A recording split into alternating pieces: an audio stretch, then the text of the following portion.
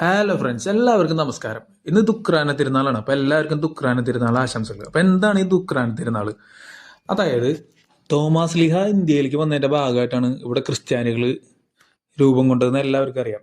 അപ്പോൾ അങ്ങനെ ഇന്ത്യയിലേക്ക് വന്ന തോമാസ് ലീഹ കേരളത്തിലും തമിഴ്നാടിൻ്റെ പല പ്രദേശങ്ങളിലും പോയിട്ടുണ്ടായിരുന്നു, സഞ്ചരിച്ചിട്ടുണ്ടായിരുന്നു. അങ്ങനെ അവസാനമായിട്ട് മദ്രാസിൽ, അതായത് ഇന്നത്തെ ചെന്നൈ മൈലാപുരിയിൽ തോമാസ് ലീഹ രക്തസാക്ഷിത്വം വഹിച്ചതിൻ്റെ ഓർമ്മ ദിനത്തിലാണ് നമ്മൾ ദുഃഖ്രാന തിരുനാൾ ആചരിക്കുന്നത്. അപ്പോൾ കേരളത്തിൽ ഇന്ന് പല സെന്റ് തോമസ് പള്ളികളിലും ഇന്ന് ഗംഭീര പരിപാടികൾ എടുക്കുന്നുണ്ട്, ഫുഡും കാര്യങ്ങളൊക്കെ ഉണ്ട്. അപ്പോൾ നമ്മൾ ഇവിടെ നിന്ന് പോയത് അമ്പഴക്കാട് പള്ളിയിലാണ്. നമ്മുടെ അടുത്ത് അമ്പഴക്കാട് പള്ളിയാണ് സെന്റ് തോമസ് പള്ളി ഉള്ളത്. അമ്പഴക്കാട് പള്ളി ചരിത്രത്തിന്റെ ഭാഗമായിട്ടുള്ളൊരു പള്ളിയാണ്. AD 300 ഈ പള്ളി സ്ഥാപിക്കുന്നത്. അതിനുശേഷം 1789 1790 കാലഘട്ടത്തിൽ മൈസൂർ രാജാവ് ഇവിടെ, അതായത് ടിപ്പു സുൽത്താൻ നമ്മുടെ കേരളത്തിലേക്ക് വരികയും ക്രിസ്ത്യാനി കച്ചവടക്കാരെ ആൾക്കാരൊക്കെ ആക്രമിക്കുന്നൊരു സംഭവം ഉണ്ടായി. അതിനകത്ത് നമ്മുടെ പള്ളി, അമ്പഴക്കാട് പള്ളിയും പരിസരമൊക്കെ നശിക്കപ്പെട്ടു.